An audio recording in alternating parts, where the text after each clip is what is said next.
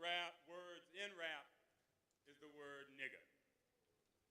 While the civil rights generation calls for it to be banned, rap artists themselves, including this evening's rap luminary, continue its use.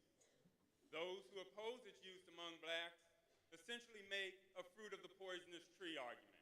That is, they contend that the root of the word nigger runs deep into a poisonous history of oppression and degradation, and that hence any current day uses of that term are unavoidably tainted fruit of a tree with poisonous historical roots. Put differently, opponents contend that the word nigger, to a significant degree, carries with it a fixed, immutable meaning. Neither students of the law nor ordinary language philosophers, however, recognize such a conception of words and language. Students of the law know too well that any word, whether it appears in a statute or in a common law opinion, is subject to evolution, mutation, transformation. This week in my criminal law class, for instance, we are seeing that the term force in a rape statute, and many of you in my class know this, force in a rape statute at one time was universally recognized to mean physical compulsion, but has in some jurisdictions evolved into a synonym for non-consent without any such compulsion. And in the case of ordinary language, a word that originally meant something disgusting, such as animal excrement or shit, right? You see where I'm going? Can evolve an opposite denotation and refer to something very positive, such as, this is good shit.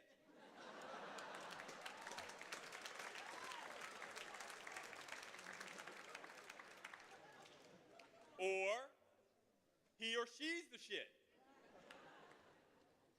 Wittgenstein, one of the 20th century's greatest philosophers, in my opinion the greatest, recognized that many words can belong to the same category without sharing any common meaning.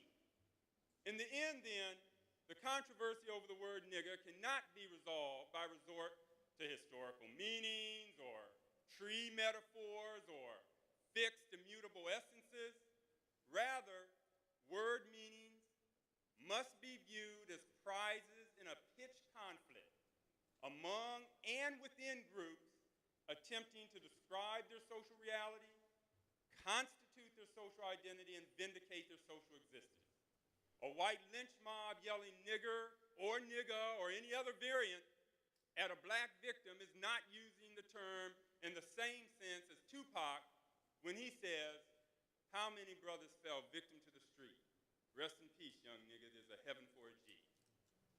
Now, mindful of the awesome power of words, let's hear a take on the state of the art of rap by the one and only Saul Williams.